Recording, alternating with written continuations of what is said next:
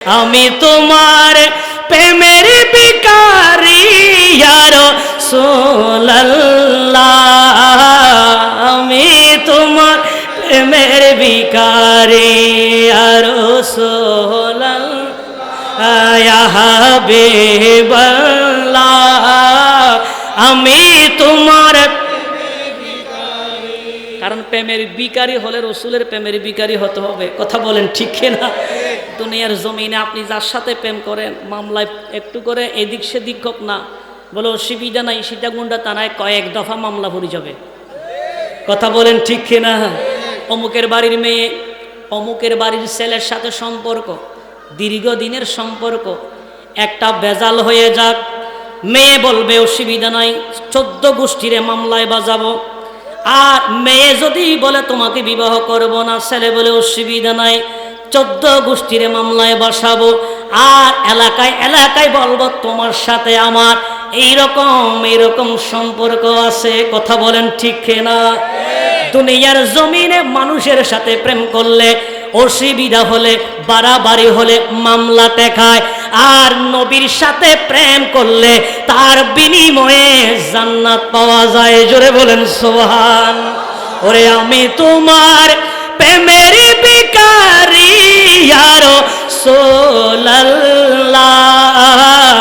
আমি তোমার ইমানে আওয়াজে আমি তোমার প্রেমের ভিখারি ইয়া রাসূলুল্লাহ, ইয়া হাবিবাল্লাহ, আমি তোমার ভিখারি ইয়া রাসূলুল্লাহ, ইয়া হাবিবাল্লাহ, আমি তোমার প্রেমের ভিখারি। তোমার প্রেমের গো রাসূল নাই যে তুলনা, নাই যে তুলনা গো রাসূল, নাই যে তুলনা।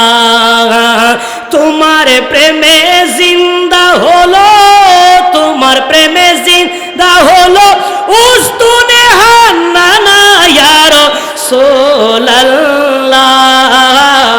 আমি তোমার পিছনের বাইরা, আমি তোমার প্রেমের ভিখারি ইয়া রাসূলুল্লাহ,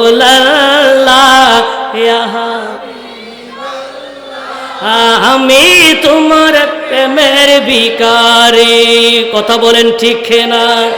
ওরে তোমার প্রেমেতে আমার কলিজায় আঙ্গার, কলিজায় আঙ্গার গো রাসূল, কলিজায় আঙ্গার। দেখা দিয়ে শান্ত করো, দেখা দিয়ে শান্ত করো সাকিয়ে কাউসার ইয়া রাসূলুল্লাহ, আমি তোমার ভিখারি ইয়া রাসূলুল্লাহ, ইয়া হাবিবাল্লাহ,